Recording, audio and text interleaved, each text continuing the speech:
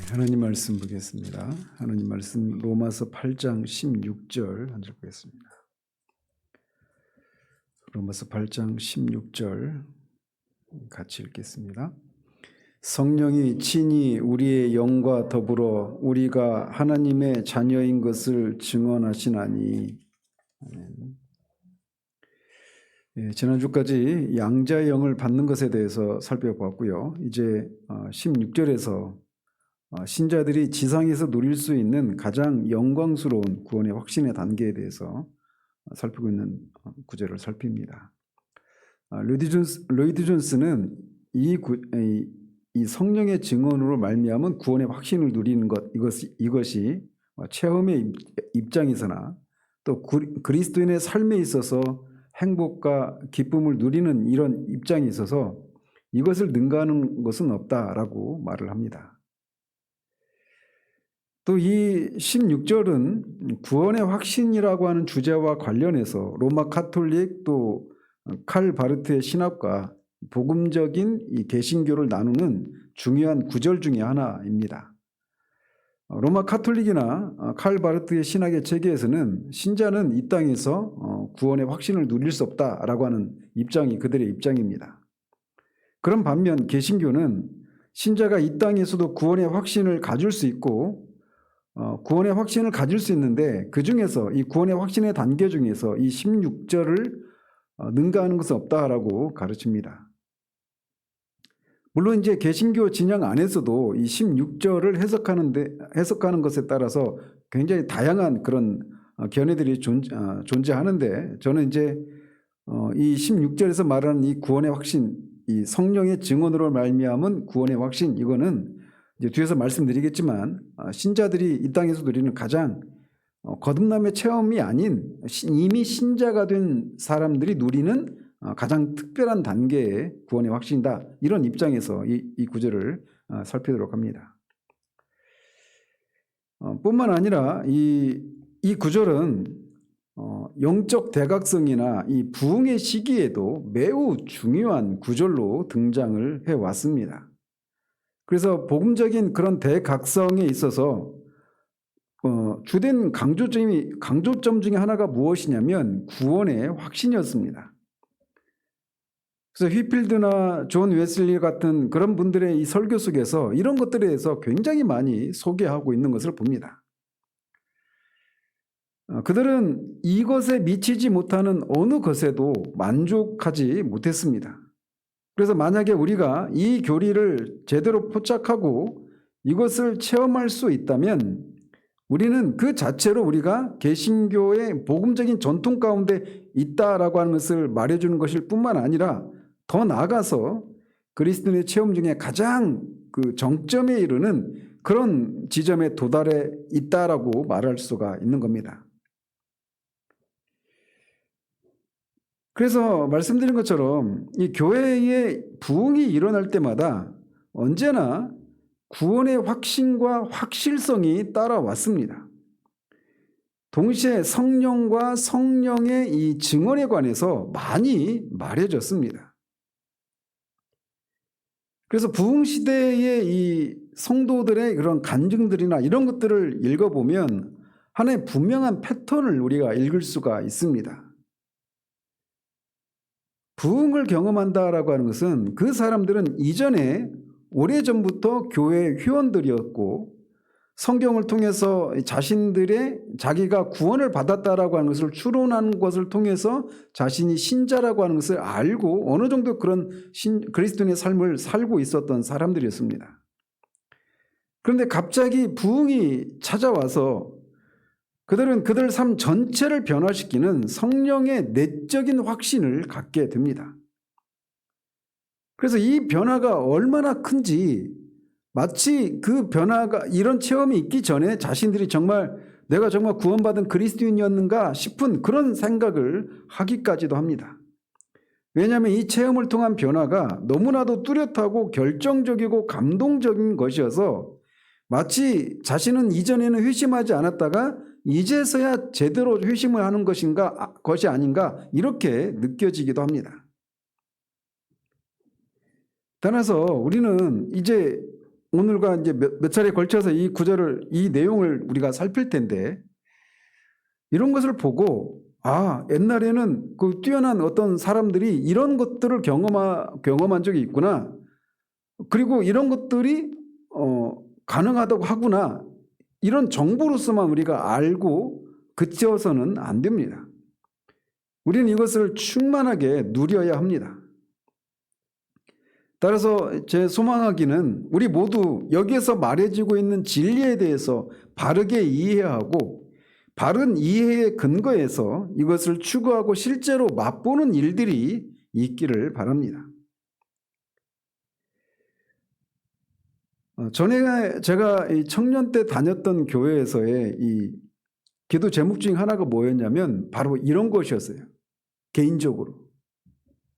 표현은 다양하게 표현을 했지만 여기서 살피고 있는 이것을 맛보기를 위해서 개인적으로 교회적으로 기도를 했었는데, 저는 그때로부터 지금 시간이 한 거의 30년이 이제 지난 시점인데 이것을 위해서 기도하는 사람들이 제 주변에 있나 싶은 생각이 듭니다. 나중에 이제 이런 내용도 우리가 이제 뒤에서 말씀드리겠지만, 우리가 이것을 그냥 정보로서만 알고 그냥 이것이 있다더라 이렇게 끝나지 말고 이것을 실제로 추구하고 맛보도록 그렇게 나아가야 합니다. 그리고 이것은 우리가 개인적으로 누려야 할 뿐만 아니라 오늘과 같이 교회가 세상 속에서 작아진 때에 교회에게 가장 필요한 것이 바로 이것이라고 할 수가 있어요. 왜 여기서 성령의 증언을 부흥과 관련시키냐면 부흥은 다른 것이 아니라 성령의 증언이 집단적으로 나타난 것이다 이렇게도 말할 수 있기 때문에 이런 용어를 쓰고 있는 겁니다. 그렇기 때문에 이 주제는 개인적인 차원뿐만 아니라 교회적인 차원에서도 매우 시급하고 중요한 주제라고 할 수가 있습니다. 자, 그래서 사도가 성령이 친히 우리의 영과 더불어 우리가 하나님의 자녀인 것을 증언하신다 이렇게 말을 하는데, 먼저 우리가 간단하게 살펴볼 것은 앞에 14절에서는 우리가 하나님의 아들들이다, 성령의 인도하심을 받으면 하나님의 아들들이다 이렇게 말을 한 것에 비해서 16절에서는 성령의 증언을 통해서 성령께서 우리 영과 더불어서 우리가 하나님의 자녀인 것을 증언하신다 이렇게 말을 하고 있어요. 그래서 어떤 사람들은 14절에 하나님의 아들과 16절에 하나님의 자녀가 다른 개념이다 이렇게 말을 하는데, 전에도 한번 말씀드린 적이 있지만 이 두 개념은 같은 개념입니다. 자, 그래서 이 일을 하시는 분이 성령이 친히 증언하신다라고 말을 하고 있어서 이 일을 하시는 분은 성령 하나님이시라고 말을 하고 있습니다. 즉 우리가 믿음으로 이것을 그냥 취하기만 하면 되는 것이 아니라 성령께서 주권적으로 우리에게 행하시는 일이라고 하는 것을 기억해야 됩니다. 즉 예수 그리스도를 믿는 모든 신자들에게 이것이 자동적으로 일어나는 일이 아니라는 것이에요. 믿는 일과 성령의 증언 사이에는 구별이 있습니다. 그리고 이 믿는 일, 예수 그리스도를 믿고 구원받는 이 믿는 일과 성령의 증언, 이 두 가지가 어떤 사람의 경우에는 동시에 일어날 수도 있고 어떤 사람들의 경우에는 믿는 것과 성령의 증언 사이에 굉장히 큰 오랜 간격이 있을 수도 있고 어떤 사람의 경우에는 거의 많은 경우에는 성령의 증언이 무엇인지를 모른 채 그냥 그렇게 신앙생활을 하다가 주님께로 가는 경우들이 거의 많은 경우가 거기에 해당된다라고 할 수가 있습니다. 어쨌든 이것은 사람이 회개하고 예수 그리스도를 믿는 순간에 자동적으로 발생하는 것이 아닙니다.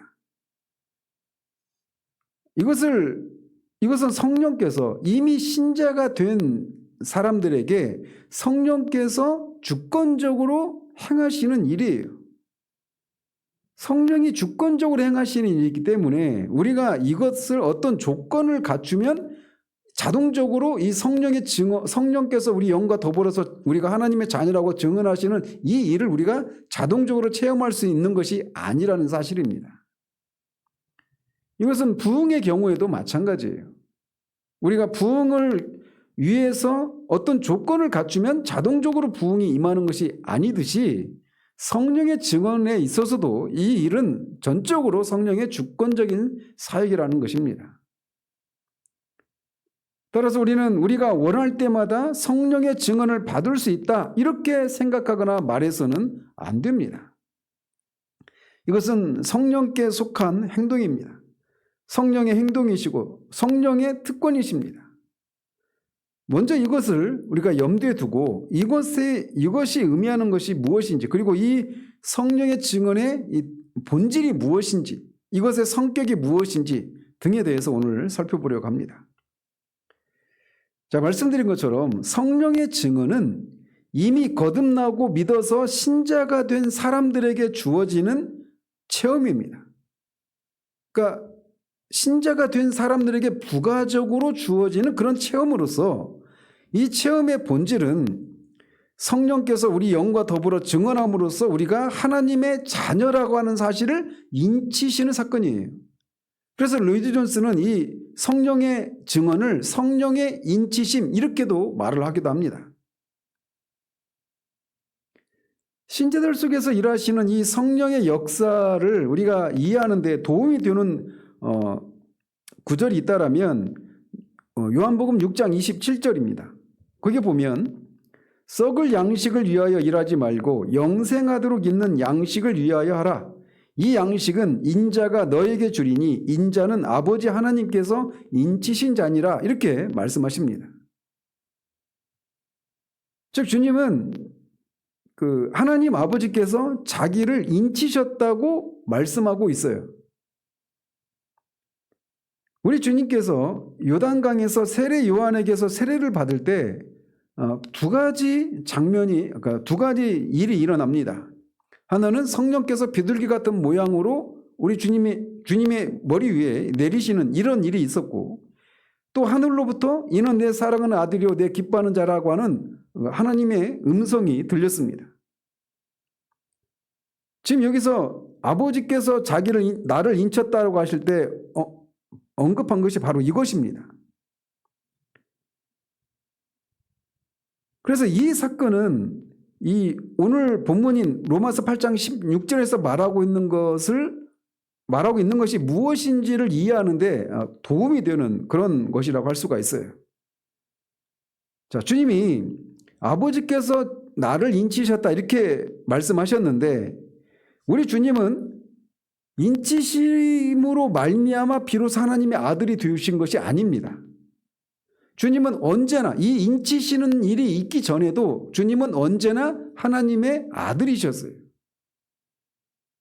또 거기서 주님께 일어난 일이나 성령께서 위에서 내려온 이런 것들은 하나님과 예수 그리스도와의 관계에는 하등의 어떤 변화를 가져오지 않았습니다. 원래 아버지와 아들의 관계였단 말이죠. 그래서 영원부터 하나님의 아들이셨습니다. 그가 베들레헴의 아기로 태어나셨을 때도 주님은 하나님의 아들이셨습니다. 그뿐만이 아니라 성령께서도 언제나 그 안에 있었고 태초부터 그 안에 계셨습니다. 그리고 주님도 자기가 하나님 아버지와 가진 관계를 알고 있다라고 하는 그런 암시를 우리가 여러 사건 속에서 우리가 살펴볼 수 있어요.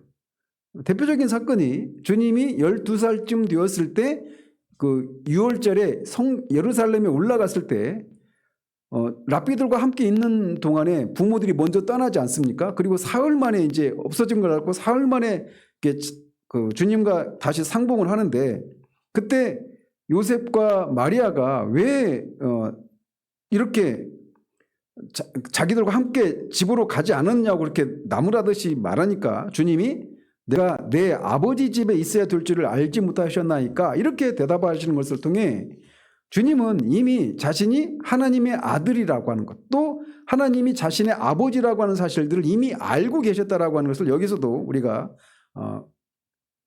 암시받을 수가 있습니다.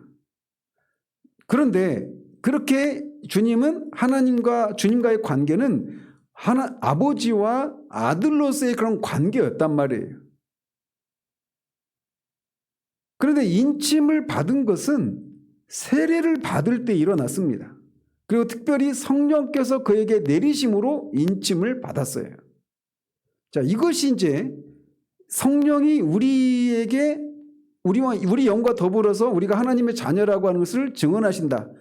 그래서 우리가 하나님의 자녀라고 하는 것을 인치신다. 이런 의미라고 말씀드렸지 않습니까? 그래서 성령이 우리를 하나님의 자녀로 인치시는 것과 성령이 내리시고 성부 하나님께서 그렇게 말씀하시는 것을 통해서 인치신 이것과의 관계 속에서 성령이 우리를 하나님의 자녀로 인치시는 것의 의미가 무엇인가를 우리가 알 수가 있단 말이죠. 즉 주님이 이미 하나님의 아들이셨던 분을 이 세례받는 사건을 통해서 인치셨단 말이에요. 인치심으로 하나님의 아들이 되지 않았단 말이죠. 그런 것처럼 성령께서 우리가 하나님의 자녀라고 하는 것을 우리 영과 더불어서 증언하시는 것을 통해서 우리를 인치실 때 이것은 그 인치심으로 비로소 우리가 하나님의 자녀가 되는 것이 아닙니다. 이미 우리가 거듭나서 하나님의 자녀가 되는 일은 이미 일어난 일이에요. 근데 이 사실을 인치는 것입니다. 부가적으로. 그래서 이미 우리는 신자들로서 이미 하나님의 아들들입니다. 성령께서 이미 9절에서 암시하는 바와 같이 우리 안에 이미 계십니다. 그래서 7절에서는 만일 그리스도의 영이 없으면 그리스도의 사람이 아니라라고 말을 하죠. 그래서 신자는 하나님의 자녀요, 성령께서 그 안에 내주하시는 사람이다, 이렇게 말을 할 수 있단 말이에요. 따라서 성령이 우리가 하나님의 자녀라고 인치시는 이것은 그 인치심을 통해서 우리를 비로소 하나님의 자녀로 만드시는 사건이 아니라 이미 하나님의 자녀인 자들에게 그 사실을 다시 한번 인치시는 거예요.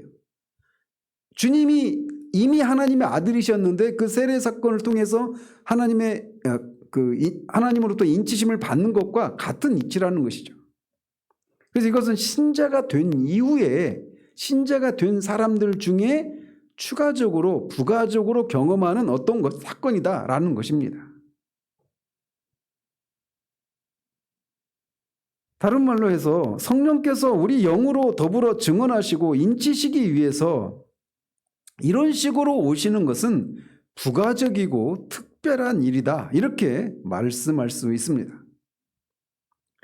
그리고 그것이 가지는 주요 목적은 우리로 하여금, 신자로 하여금 신자의 지위에 대해서 절대적인 확신을 가지게 하기 위함입니다.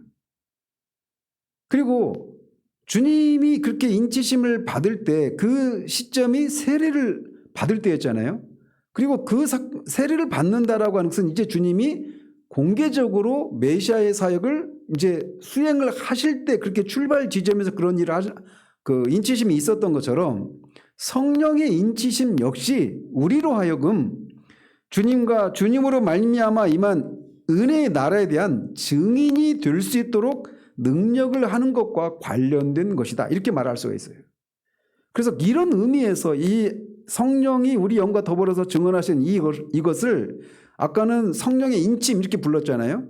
근데 그 증인의 일을 할 수 있도록 능력을 부여하는 사건, 이렇게도 해석할 수 있기 때문에 로이드 존스는 이것을 성령의 세례 이렇게 부르기도 합니다.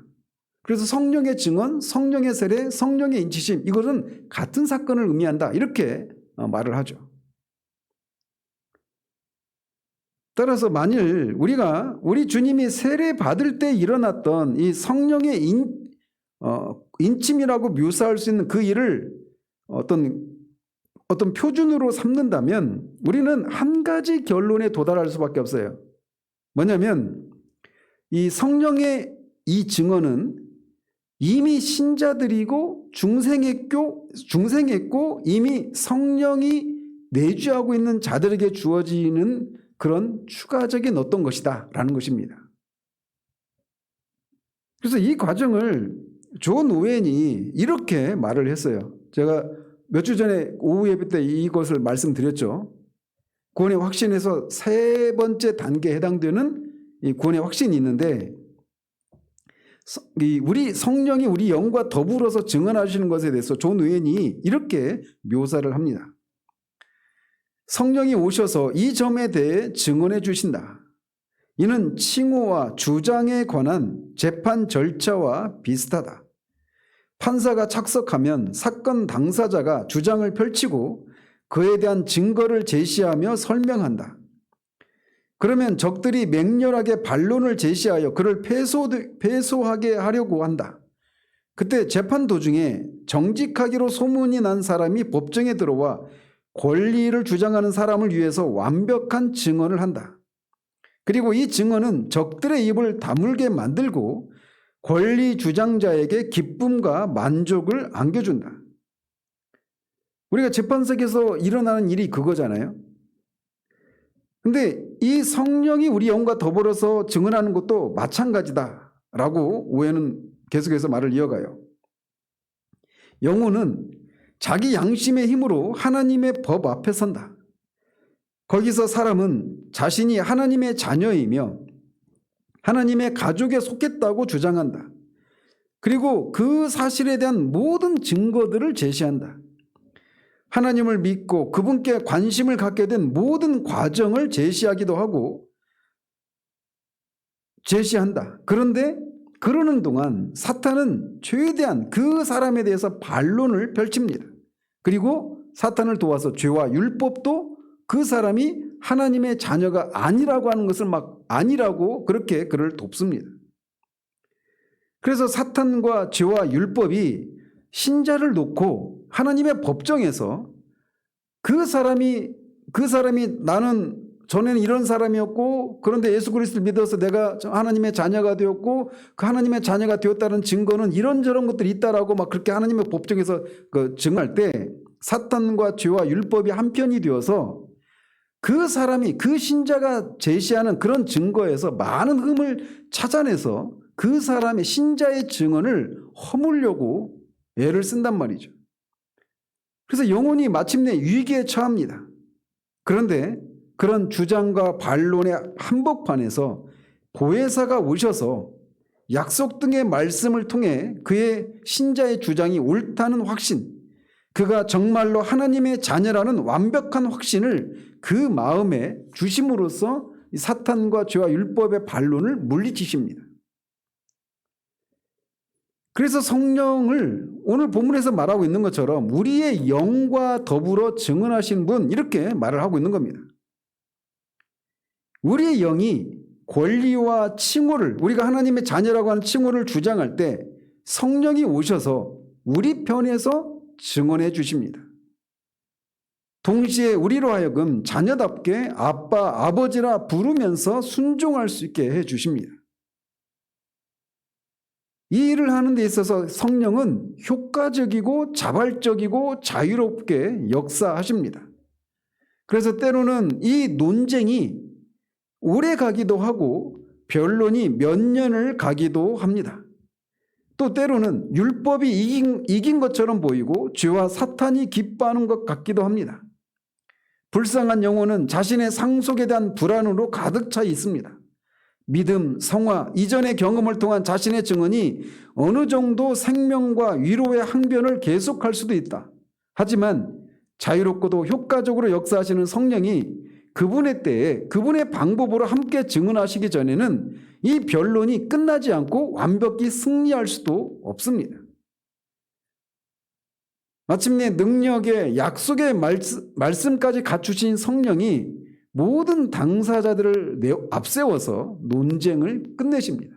그래서 하나님의 법정에서 신자가 제시하는 자신이 예수님을 믿었고 내가 그래서 어떤 성화의 열매들이 있고 이런저런 체험이 있고 그래서 나는 하나님의 자녀가 분명하다 이렇게 말을 하지만 사탄과 죄와 율법이 그 증언을 무너뜨리려고 하는 수많은 증거들을 제시할 때 이 사람이 코너에 몰려있는 상황 가운데서 보혜사 성령께서 법정에 등장하셔서 신자의 증언이 참인 것을 증언해 주심으로 이 모든 논쟁을 종식시키는 것, 이것이 성령이 우리 영과 더불어서 우리가 하나님의 자녀라고 하는 것을 증언하신다라고 하는 것이 의미하는 모습이라는 것이죠. 한마디로 성령께서 우리 영과 더불어서, 그러니까 우리 영에게뿐만 아니라 우리 영과 더불어서 우리가 하나님의 자녀라고 하는 것을 확증해 주시고 확신케 해 주신 것, 이것이 성령의 증언이다, 이렇게 말하는 거예요. 자, 그렇다면 우리 영과 더불어서 증언하시는 성령의 증언의 본질이 무엇인가를 몇 가지 특징을 살펴보도록 합니다. 첫 번째로 이것은 분명히 체험적인 것입니다. 성령의 인침의 목적은 우리로 하여금 우리의 기업에 대해서 확신케 하려는 것입니다. 그래서 바로 17절에서 우리가 그리스도와 함께한 상속자라고 하는 것이 연달아서 나오는 것이에요. 그래서 이 성령의 증언은 본질적으로 체험입니다. 체험이니까 우리가 경험하고 느끼고 감각할 수 있는 이런 성격의 것이라는 것이죠. 그래서 이것은 성령의 증언은 성령의 증언을 경험한 사람은 본인도 알고 그 사람의 주변 사람들도 그것을 압니다. 두 번째로 이 성령의 증언은 큰 기쁨과 하나님께 대한 사랑으로 그 사람을 인도해 갑니다. 베드로전서 1장 8절에 예수를 너희가 보지 못하였으나 사랑하는도다. 이제도 보지 못하나 믿고 말할 수 없는 영광스러운 즐거움으로 기뻐한다 라고 말합니다. 이 베드로서를 받고 있는 사람들을 1절에 보면 본도, 갈라디아, 갑바도기아, 아시아와 비두니아에 흩어진 나그네라고 하는 사람들에게 보내진 편지예요. 근데 이 사람들은 어떤 상황 가운데 있었느냐면 이 사람들은 일단 누구인지 특정되어 있지 않습니다. 이 편지를 받는 사람들은 그냥 평범한 그런 사람들이었어요. 어떤 영적으로 굉장히 뛰어난 어떤 교회 지도자들이나 이런 사람들이 아니라 그냥 평범한 무명의 사람들을 향해서 이 편지를 보내고 있단 말이에요. 그런데 그런데도 불구하고 그들이 말할 수 없는 영광스러운 즐거움으로 기뻐하고 있다, 이렇게 말을 해요. 근데 그들은 어떤 상황이었냐면 그리스도를 믿는 믿음으로 인해서 극한 핍박을 받고 있는 상황이었습니다. 그러니까 예수 그리스도를 보지 못했음에도 불구하고 말할 수 없는 영광스러운 즐거움으로 기뻐하고 있는 그 사람들은 지금 예수님을 믿는 것 때문에 핍박을 받고 있는 상황이었어요. 그런데도 그 속에서 그런 기쁨을 누리고 있었던 것입니다. 사도 요한도 요한일서 1장 4절에서 우리가 이것을 쓰면 우리의 기쁨이 충만하게 하려 함이로다, 이렇게 말을 합니다. 그래서 말씀드리고 싶은 건 성령의 증언을 통한 인침은 항상 이런 어떤 예외적인 기쁨과 환희가 뒤따라 온다는 말이에요. 때때로 이런 기쁨과 환희는 막 찬송으로 이어지는데 이 찬송이 그야말로 우리 안에서 막 폭발하듯이 그렇게 튀어나오는 그런 찬양으로 이어집니다. 성령의 증언으로 말미암아 나타난 현상이 이렇게 큰 기쁨과 하나님께 대한 사랑이에요. 이런 것을 우리가 생각해 볼 때 우리가 정말 세상을 향해서 우리가 이것이 무엇인가를 알고 누리는 것은 세상을 위한 우리의 의무이기도 합니다. 이것을 우리가 누림으로 우리 개인적으로 기쁨과 확신을 누리는 것도 좋은 일이지만 세상으로 하여금 우리가 전하는 메시지에 귀를 기울이게 하기 위해서는 우리에게 무엇보다 필요한 것이 바로 이런 요소란 말이에요.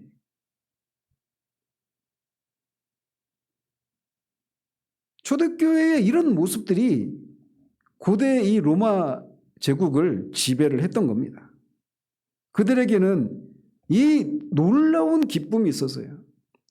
고린도전서 그 8장에다 보면 마게도니아 교회에 있는 교회를 칭찬하지 않습니까? 근데 그들이 극한 환난과 극심한 가난 가운데 있었어요.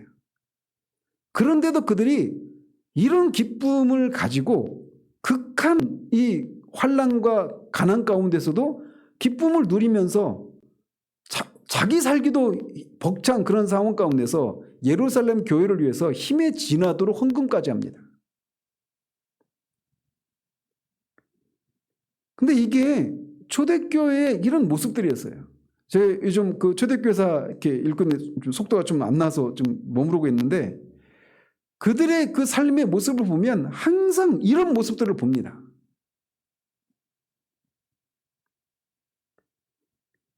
그들은 감옥에 갇히기도 하고 때로는 콜로세움에서 사자의 그런 맹수의 그런 밥이 되어서 죽기도 하고 또 화형을 당하는 이런 일들을 겪었던 사람들임에도 불구하고 그들은 그런 극한 환난 속에서 기뻐합니다.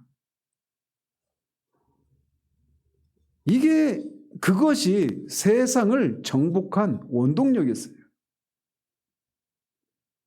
따라서 이것은 우리의 어떤 개인적인 어떤 체험에 관한 영역뿐만 아니라 말씀드린 것처럼 우리가 세상을 향해서 우리 시대의 교회가 무엇보다도 회복되거나 또는 추구해야 될 것들이 바로 이런 모습이라는 것을 말씀드리고 싶습니다.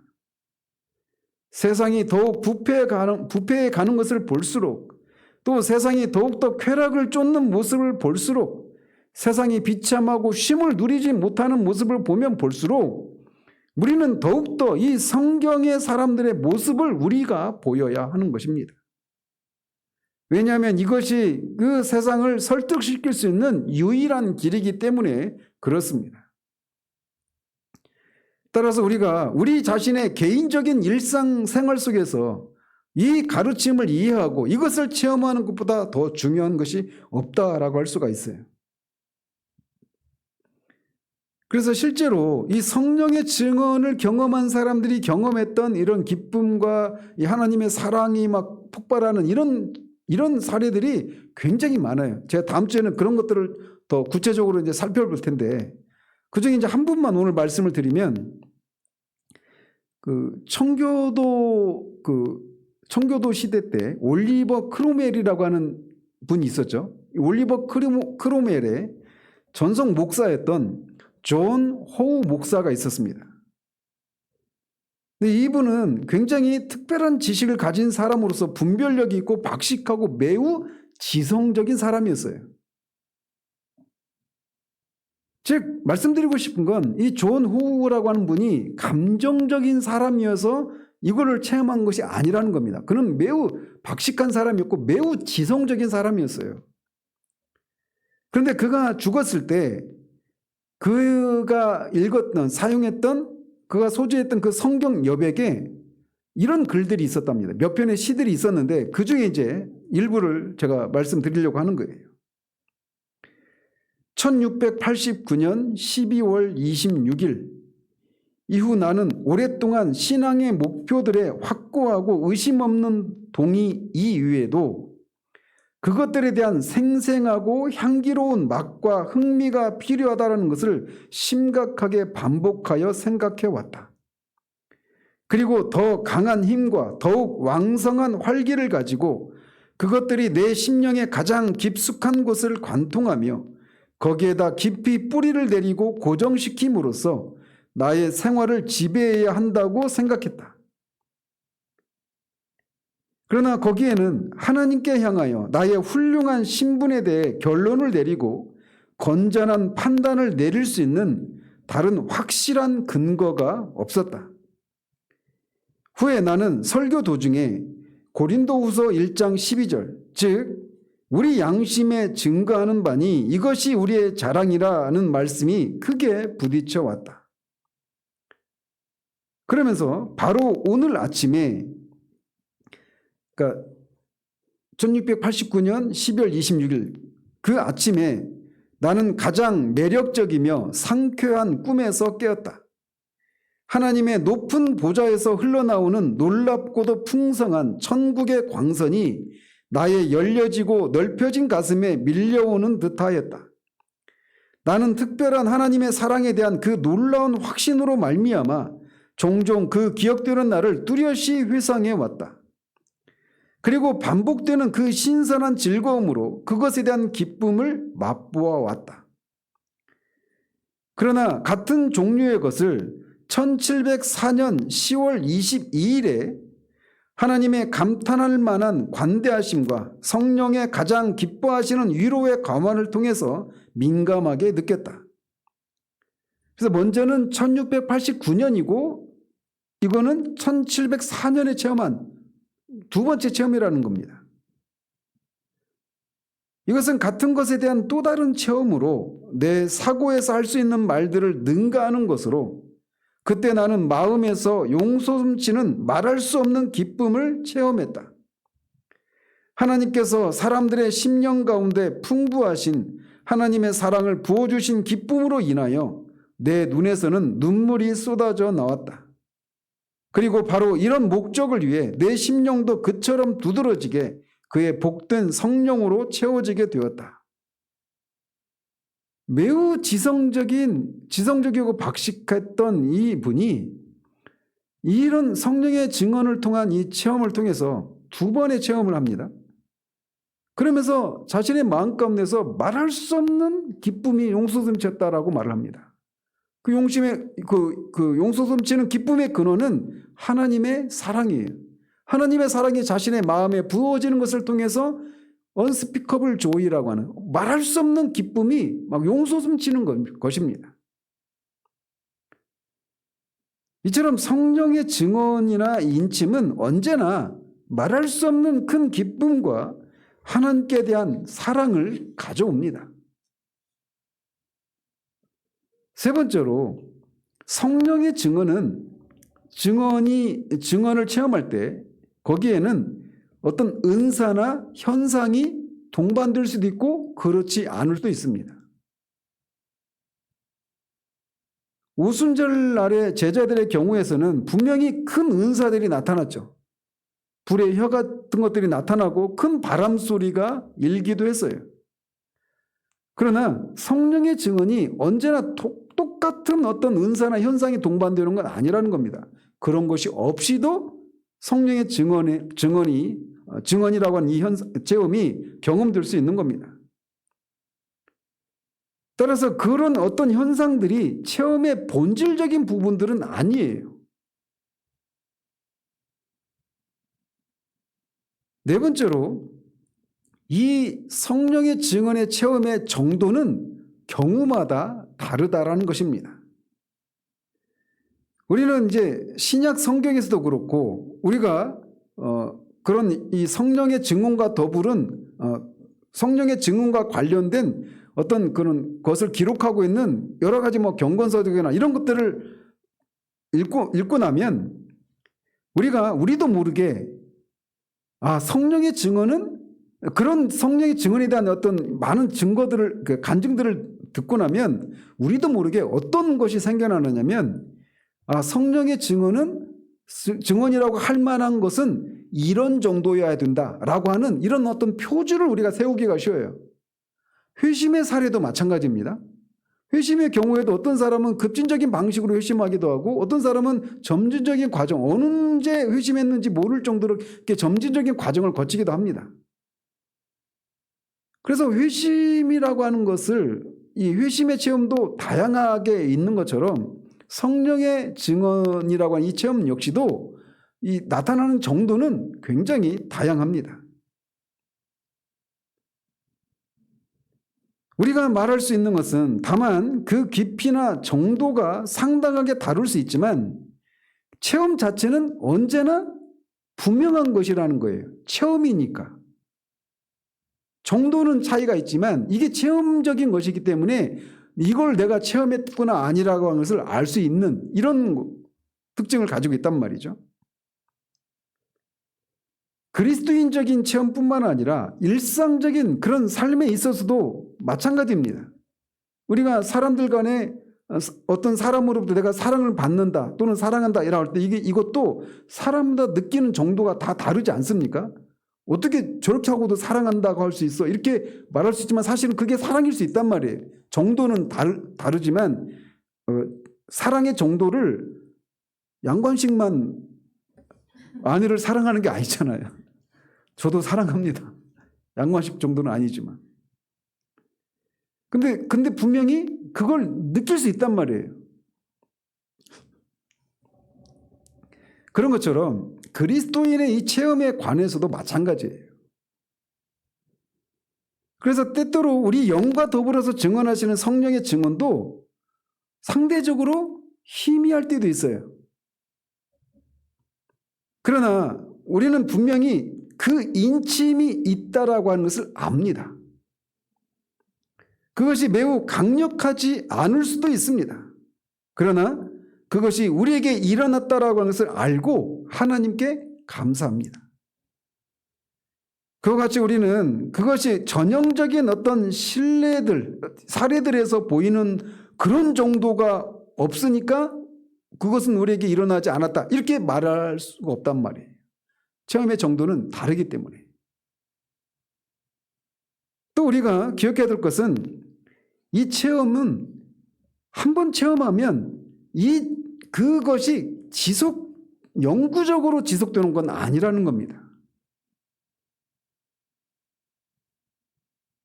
여러분이 그것을 체험하면 다시 그것은 가버립니다.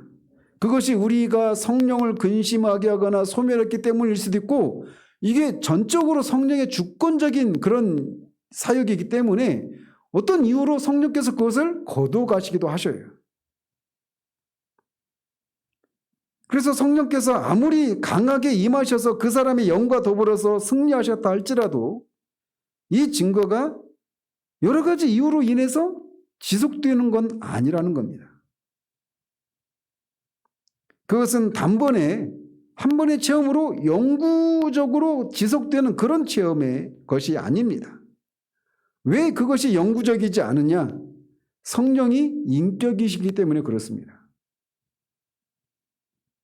인격이기 때문에, 성령이 인격이시기 때문에 인격이신 성령과 인격체인 우리 사이 이 관계에서 이런 것들이 벌어지기 때문에, 근심하게 하기도 하고 소멸하는 이런 일들이 벌어지기 때문에 이 일은 한번 경험하면 지속되는 게 아니에요. 그래서 이런 것과 관련된 그런 기록들을 읽어보면 어떤 사람의 경우도 이 체험이 왔다가 가버리는 것이 틀림없단 말이죠. 그래서 어떤 사람이 이 성령의 증언을 한 번만 겪고 그 다음에는 옛날에 그런 일이 있었다라고 하는 것을 기억으로만 알고 있을 뿐 그 상태를 현재적으로 누리지 못하는 경우도 있을 수 있어요. 이런 면에서 우리가 주의할 필요가 있는 거예요. 왜냐하면 누군가가 이것을 얘기하는데 지금 현재는 그게 없는 이런 모습을 보면서 어떻게 그것이 그랬던 사람이 현재 이럴 수 있어 이렇게 생각하거나, 또는 현재 그렇지 못한 모습을 보면서 그때 그 사람의 체험이 가짜다 이렇게 말하는 위험을 우리가 피해야 된단 말이에요. 그래서 이것은 영구적인 체험이 아니라 왔다가 갑니다. 그러나 하나님께 감사한 것은 그것을 한번 받으면 그것에 대한 기억이 살아있는 동안 늘 떠나지 않는다라는 것입니다. 그래서 우리는 우리의 삶에 있어서 그것을 가장 큰 기쁨으로 회상합니다. 사실 그런 것을 경험하면 그것을 정확한 기록으로 남기지 않으면 시간이 흐르니까 몇 년, 몇 월, 며칠 이렇게까지는 기억이 나지 않는다 하더라도 그때 그것을 잊을 수는 없어요. 역사상 그런 일들이 많이 있습니다. 그런데 이렇게 한번 왔다가 가버리지만 감사하게도 그것이 반복될 수 있습니다. 또 여러 번 되풀이될 수도 있어요. 여러분이 조지 히필드의 그 전기나 이 일기, 저널이라고 하죠. 이런 것들을 읽어보시면 그런 일들이 굉장히 많이 등장합니다. 히필드 일기에 보면 똑같은 일을 다양한 경우에서 경험하는 것들을 볼 수 있어요. 그래서 필립 다트리치라는 분이 이 오늘 본문에 대한 설교에서 이렇게 말합니다. 그 사상을 상세히 설명하는 것이 더욱 필요하다고 판단한다. 왜냐하면 마귀는 때때로 천부께서 자기 자신들의 영혼을 기쁘게 하고 그들을 위해서 잔치를 베풀기에 마땅하다고 생각할 때 단지 일상의 양식이 아니라 특별한 성찬으로 제공하셨던 그 특이한 체험들이 멈추었다는 사실을 기초로 해서 의심에 빠뜨리기도 하며 영혼을 뒤흔들어 놓는 일이 많기 때문이다. 이걸 하나님이 우리에게 특별한 어떤 잔치와 같은 의미로 그런 성령의 증언을 우리에게 허락하시는데 이것을 상실한 경우에, 이것이 떠나간 경우에 마귀가 우리에게 찾아와서 이것이 없는 것을 인해서, 이것이 사라진 것을 인해서 우리가 하나님의 자녀가 아니라는 등 이런 여러 가지로 우리를 힘들게 하는 일이 있기 때문에 이 사실을 분명히 해야 된단 말이에요. 펠립 다트리지는 이 성령의 증언이 우리의 천부께서 어느 특별한 경우에 베풀어주는 잔치와 같다고 말을 합니다. 우리가 잔치를 매일 벌이지 않잖아요. 그죠? 말 그대로 잔치입니다. 만일 매일 잔치를 벌인다면 그것은 더 이상 잔치가 아니겠죠. 실상은 우리는 매일 일용할 양식으로 그냥 평범한 그런 식사를 할 뿐이죠. 그러나 우리의 천부께서 어느 경우에 우리를 위해서 이런 특별한 파티를 준비해 주십니다. 그래서 성령의 증언을 이런 관점으로 보아야 되는 거예요. 이게 이 성령의 증언이 우리에게 어떤 특별한 잔치와 같은 개념으로 이해를 해야지 이거를 매일의 양식처럼 이해를 해서는 안 된단 말이에요. 이 매일의 양식처럼 이것이 항상 없는 것을 우리가 이렇게 문제시하고 이것 때문에 한 걸음도 나가지 못하는, 그리스도인의 삶을 한 걸음도 나가지 못하는 이런 우를 범해서는 안 된단 말이에요. 그래서 이 특징을 우리가 분명히 알고 있어야 하는 겁니다. 자, 성령의 증언은 이런 특징들을 가지고 있는데 마지막으로 이 성령의 증언은 누구에게 주어지는 것이다 라고 말을 합니까? 사도행전 2장 39절에 보면 이 약속은 너희와 너희 자녀와 모든 먼데 사람 곧 우리 하나님이 얼마든지 부르시는 자들에게 하신 것이다 라고 말을 합니다. 즉 이 성령의 증언은 사도들이나 어떤 특별한 예외적인 성도들만을 위한 것이 아닙니다. 실제로 신약 성경을 읽어보면 서신서들이나 이 사도행전을 읽어보면 이 성령의 증언으로 성령의 증언을 그들이 거의 대부분 체험하지 않았나 이런 생각을 해요. 왜냐하면 앞에서도 말씀드린 것처럼 성령의 증언을 체험하면 말할 수 없는 기쁨과 이 하나님을 향한 특별한 사랑이 막 분출한다고 했지 않습니까? 그리고 그것이 자신들이 예수님을 믿는 것 때문에 핍박을 받는 상황을 넉넉히 이기고 기쁨으로 그것들을 이기는 이런 모습들을 보는데 우리 서신서들이나 사도행전을 읽어보면 저는 이렇게 초대교회 그런 핍박받았던 그 시기에 그 성도들의 삶을 보면 이런 것을 보게 됩니다. 그래서 초기에 특별히 신약시대 이때는 성령이 처음으로 오순절에 신약의 교회에 부어지지 않았습니까? 그래서 그들을 보면 앞에서도 인용해드렸던 그 베드로전서 1장 8절에서도 볼 수 있는 것처럼 신약의 이 성도들은 거의 대부분 이 성령의 증언이라고 하는 것을 체험한 사람들이었다라고 하는 것을 우리가 유추해 볼 수가 있어요. 신약시대는 성령의 강한 활동기였습니다. 신약시대는 성령이 부어지는 일련의 그런 이변들 중에서 첫 번째 시대였습니다. 성령이 부어지는 일련의 이변들이라고 하는 이런 표현을 하는 이유는 뭐냐면 성령께서 언제나 모든 교회 시대 가운데 성령께서 이렇게 활동하시는 모습이 항상 모든 시대에 똑같지 않다라는 겁니다. 어느 시대에는 성령께서 특별한 방식으로 그렇게 성령의 증언, 개인적으로는 또는 교회적으로는 부흥을 허락하시는 이런 이런 모습을 드러내지 않습니까? 그래서 교회사 속에서도 보면 항상 이렇게 이 성령의 이 증언을 통한 교회의 활력과 생기와 이런 것들을 드러내는 모습에 있어서 어떤 때는 교회가 굉장히 쇠퇴기를 겪기도 하고 어떤 때는 굉장히 부흥하는 이런 시기를 겪기도 합니다. 우리 시대는 굉장히 쇠퇴기에 있는 이런 모습을 띠고 있다라고 할 수가 있어요. 그렇기 때문에 부흥이라 불리는 이런 신뢰들이 뒤이어 나타났던 것입니다. 우리는 그래서 먼저 우리가 알 수 있는 것은 이 성령의 증언은 신약 성경에서 이 성령의 증언을 체험한 사람들이 거의 대부분의 신자들에게 해당되었던 것처럼 이건 역시 사도들뿐만 아니라 모든 평범한 신자들에도 가능하다라는 겁니다. 마찬가지로 우리도 똑같이 우리들에게도 이 가능성이 열려져 있다라는 거예요. 제가 계속 말씀드리죠. 우리 교회 식구들은 알죠. 우리는 알지 못하는 것을 소망할 수 없고 소망하지 않는 것을 우리는 누릴 수 없어요.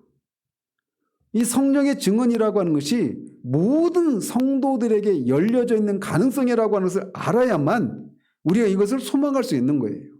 그리고 소망해야만, 추구해야만 이것을 맛보아 알 수 있는 겁니다. 이렇게 모든 사람들에게 이 가능성은 열려져 있습니다. 그러나 현실은 모든 사람이 이것을 경험하는 것은 아니라는 것이에요. 또 우리가 이것과 관련된 그런 사례들을 우리가 살펴보면 이 체험은 하나님의 영광을 드러내기 위해서 자기를 부정하는 어떤 특별한 행위를 한 사람에게 일어나기 쉽다라고 하는 것을 보게 됩니다. 특히 어떤 시험을 받아서 격렬한 갈등을 통과해서 죄를 극복하고 승리할 때 이것을 경험하기도 합니다. 그런 특별히 어렵고 고통스러운 날을 보냈을 수도 있습니다. 더 나아가서 사탄의 그런 집요한 공격을 받은 적도 있거나 또는 지옥의 모든 세력들이 그에게 달려든다고 느낄 정도의 그런 어떤 어려움을 통과한 후에 이것을 경험하기도 합니다.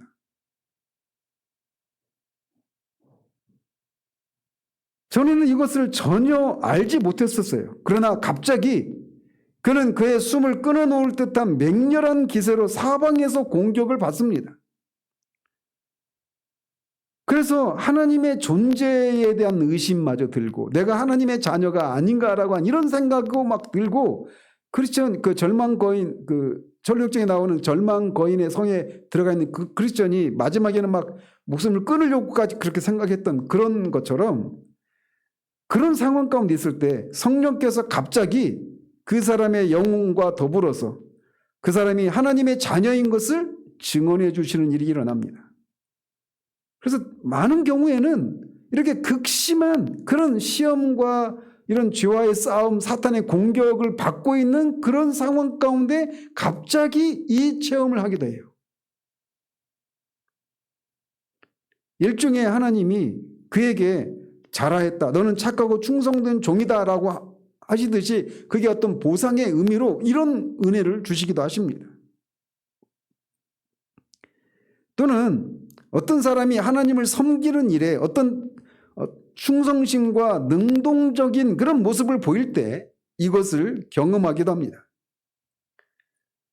이것을 바라고 탄식하고 추구하는 사람들에게 자주 이것을 경험하게 하십니다. 앞에서도 인용해 드렸던 것처럼 조지 히필드나 존 웨슬리나 찰스 웨슬리 이들의 경우에서 이것을 볼 수가 있어요. 이 존 웨슬리의 찰스 웨슬리는 형제입니다. 존 웨슬리가 형이고 그 조지 히필드도 옥스퍼드 대학의 이 세 사람이 이제 같은 홀리 클럽이라고 하는 데 속해서 존 웨슬리가 거의 리더격이었고 아무튼 이 홀리 클럽에서 같은 멤버로 이렇게 활동을 했었어요. 근데 이 사람들이 공통적인 모습이 있는데 이 사람들은 자기들의 죄로 인해서 신음하고 이 죄로 인한 이 고통을 인해서 휘필드 같은 경우는 막 병이 날 정도였습니다. 자신이 죄인이라고 하는 이 사실을 깨닫고 이 무서워하는 영의 아래서 자신이 막 병이 들 정도로 그렇게 고통을 겪기도 합니다. 그리고 그런 속에서 탄식하고 막 그런 상황 가운데 있단 말이죠. 그래서 그들의 소망은 이런 상황을 벗어나서 주님의 복음을 능력 있게 전하는 이런 소망을 품고 있기도 합니다. 그런 사람들에게 하나님이 이런 은혜를 주시기도 하시는 거예요. 또 우리는 이 체험이 어떤 큰 시련을 앞두고 있는 사람이나 사람들에게 주어지는 것이다라고 하는 것을 우리가 보게 됩니다. 그래서 휘필드의 일기에서 보면 그가 성령이 오셔서 이런 증거를 하실 때마다 항상 그 일이 있고 나서 어떤 심상치 않은 어떤 어려움을, 고난을 직면하게 돼요. 그래서 어떤 큰 시련을 앞두고 그 시련을 감당할 수 있도록 하시기 위해서 준비시키는 차원에서 이런 은혜를 주시기도 하십니다. 그래서 부흥의 역사를 보면 항상 그런 게 있어요.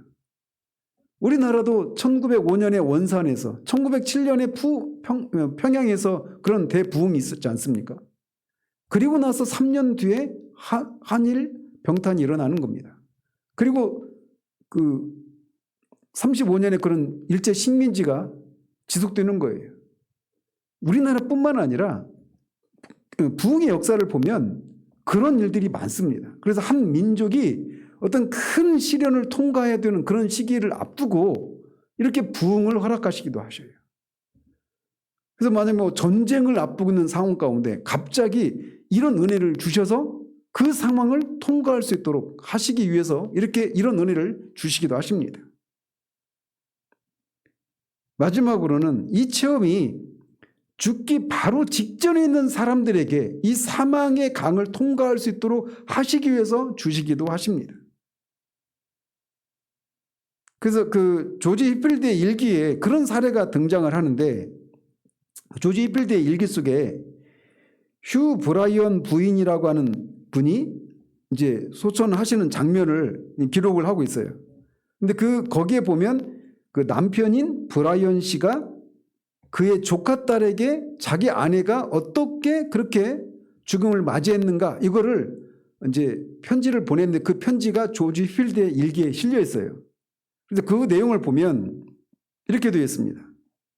사랑하는 조카에게 나는 네 숙모가 죽어가면서 한 말을 편지로 전해준다. 이것이 너의 성화와 지식에 필요한 것 같아 편지로서 보낸다. 네 숙모는 10월 7일 오전 9시에서 10시 사이에 운명하였는데 그때 그녀는 그리스도 안에 있는 충만한 확신과 그의 공로와 중보로 영원히 구원받을 소망으로 충만하였었다. 내 숙모와 내가 함께 죽음의 아픔에서 지켜주십사고 성령의 안위를 위하여 우리 주 예수께 기도하고 있었다. 그때 네 숙모는 이렇게 대답했다. 주님이 보이네요. 난 주님이 보여요. 지금 빛이 보이고요. 이런 일이 있은 후 30분쯤 기도를 계속했다. 그러나 그녀의 말은 작아지고 있었고 그때 무슨 말을 하는지 알 수가 없었다. 다만 예수의 이름을 가끔 들을 수 있었고 예수여 오소서 오소서라는 말이 간간히 들렸다. 다시 그녀는 분명한 어조로 이렇게 말을 했다. 누가 하나님 없이 죽으리요. 난 지금 빛을 보고 있어요. 그런 다음 한 30분간을 고통스러워하였고 다시 이런 말을 하였다. 하나님께서 나를 믿기지 않을 만큼 영광스럽고 큰 이것들을 보게 하셨어요. 그런 다음에 네 아저씨 뻘되는 알이라고 하는 사람이 방으로 들어와서 네 숙묵벌되는 S라고 하는 사람에게 말을 했는데 네 죽어가는 숙모가 그 말을 듣고는 알을 불러 세우더니 이런 말을 우리에게 했다. 내가 말하는 것을 명심하여 들으세요. 하나님께서 나로 하여금 내가 가기 전에 여러분에게 말하게 하셨어요. 이는 지금 내가 곧 죽어가고 있기 때문이에요. 하나님은 자비로우실 뿐 아니라 의로운 하나님이세요. 여러분의 마음들을 부지런히 찾으세요. 아무개 씨가 잘못을 행하고 있다고 말해줘요. 내 고통이 커요. 그러나 그리스도께서 내게 계시니 족합니다. 계속해서 말하기를 하나님께서 나로 하여금 믿겨지지 않을 큰 일들을 보게 하셨어요. 휘필드를 따르세요. 하나님께서 그가 어디 가시든지 그를 축복하실 것입니다. 그에 대해서 경솔하게 말하지 마세요. 그를 축복하고 축복하세요. 하나님께서 나로 하여금 내가 가기 전에 당신들에게 말하게 하시는군요. 나는 이제 갑니다. 안녕, 잘들 있어요. 하나님이 당신들과 같이 계시기를 바랍니다. 그런 다음 그녀는 한 반 시간 동안 미동도 하지 않았고 신음소리도 없었다. 다만 그녀의 입술이나 혀가 그의 무거운 숨소리 위에 죽기 1분 전까지도 거의 의식이 뚜렷해 있었던 것 같았다. 그녀는 자기 침대 주위에 둘러있는 우리들 모두를 다 둘러본 다음 평온히 떠나갔다. 자, 하나님의 자녀들을 얼마나 사랑하시는가라고 하는 것을 이 장면에서도 저는 막 읽힙니다. 계속해서 휘필드가 첨가해서 말하기를 그렇게 멀리 브라이언 씨를 떠나갔다. 나는 다만 참 신자에게 사망아 너의 쏘는 것이 무엇이냐 오 무덤아 네 이김이 무엇이냐라고 덧붙일 뿐입니다. 자기들의 삶을 미친 것으로 여기는 자들은 얼마나 어리석은가라고 그렇게 덧붙입니다. 이렇게 성령의 증언을 우리가 경험하게 되면 두 가지 사례만 오늘 말씀드렸지만 죽음을 이기게 됩니다. 극한 환난을 이기게 돼요. 환경을 뛰어넘는 기쁨과 그 하나님의 사랑을 인해서 극한 환난을 넉넉히 이깁니다. 하나님의 복음을 전하는 증인으로서의 삶을 능력 있게 감당할 수 있도록 해 주십니다. 그리고 이 체험은 몇몇 특별한 사람들만 경험할 수 있는 것이 아니라 모든 성도들에게 열려져 있는 가능성이. 그렇지만 우리는 이것을 어떤 이런 정도여야 성령의 증언이다 할 수 있다. 이렇게 어떤 규격화하고 표준화시킬 수는 없어요. 수세기에 걸친 이런 성도들의 체험들로 확정된 이런 성경의 교훈은 이것은 주 예수 그리스도를 이미 믿는 자들에게 우리 영과 더불어서 우리가 하나님의 자녀라고 하는 것을 증언하는 하나님의 성령의 증언을 체험한 것이다라는 것입니다. 다음 주에 실제적으로 이제 이 성령의 증언이라고 하는 체험을 경험한 사람들의 사례들을 말씀드릴 겁니다. 보시겠지만 이거는 조지 휘필드는 개혁주의 노선에 있는 분이에요. 존 웨슬리는 감리교도에 있는 거죠. 찰스 핀이랄지 무디랄지 이런 분들은 또 다른 진영에 있는 사람들입니다. 즉 이 체험은 어떤 특정한 교파에 해당되는 사람들에게만 열려있는 가능성도 아니에요. 정말 그가 예수 그리스도를 믿어서 하나님의 자녀가 된 구원받은 신자라면 어느 교파이든지 어느 시대의 사람이든지 그 사람이 지성적인 사람이든 또는 지적인 능력이 부족한 사람이든 어린 사람이든 나이가 많은 사람이든 불문하지 않고 모든 신자에게 열려져 있는 가능성이라는 거예요. 우리가 이것을 실제적으로 알고 정말 우리 안에서 이것을 추구하고 경험하기를 위해서 추구하고 간구하는 그런 우리들 되기를 바랍니다. 이것은 하나님이 우리에게 얼마든지 주시기를 원하시는 것들이에요. 하나님을 영화롭게 하는 것은 하나님이 그리스도를 통해서 우리에게 주신 것들을 힘써 누리는 것입니다. 그것이 하나님을 영화롭게 하는 거예요. 기도하겠습니다. 하나님 아버지, 성령께서 우리 영과 더불어서 우리가 하나님의 자녀인 것을 증언하시는 것이 무엇인지, 이것의 특징이 무엇인지, 이것이 모든 신자들에게 열려있는 가능성이라고 하는 것을 우리가 이 저녁에 살폈습니다. 하나님, 너무나도 가난한 것들에 우리가 익숙해져 있는 시대를 살고 있어서 정말 우리 앞에 살았던 그 수많은 다양한 신앙적인 배경을, 또 사회 신부적인 그런 배경을 가진 사람들이 경험했던 그 성령의 증언, 성령의 인치심, 또는 개인적인 부흥, 성령의 세례, 뭐라고 부르든 이것이 있는데도 불구하고, 이것이 있는지조차 알지 못한 채 이 가난한 시대에 영적인 난장이들과 같은 사람들과 비교해서 저들보다 나은 우리를 인해서 우리가 만족해하고 거기서 영적인 우월감을 가지고 살거나, 또는 너무나 가난한 것들에 익숙한 채로 살아가 버린 이 시대를 인하여 주님 앞에 용서를 구합니다. 우리의 눈을 열어주셔서 하나님이 성경 속에서, 그리고 성경 이후의 교회사 속에서 하나님의 종들에게, 하나님의 교회들에게 허락하셨던 이 놀라운 은혜들이 있음을 우리가 알게 하시고, 그것을 사모하게 하시고, 그것을 추구하게 하시고, 마침내 이것이 무엇인가를 실제로 맛보아 알므로 말미암아 정말 말할 수 없는 기쁨과 하나님의 사랑이 우리 가운데 용수시는 것을 통해 우리가 어떤 상황 가운데서도 그 모든 상황들을 넉넉히 이기며 살아가 하나님이 정말 성경을 통해 계시해 주신 대로의 하나님이심을 우리의 삶과 존재를 통해, 교회를 통해 드러내는 그런 삶을 살아가는 우리들 되기를 소원합니다. 예수 그리스도 이름으로 기도합니다. 아멘.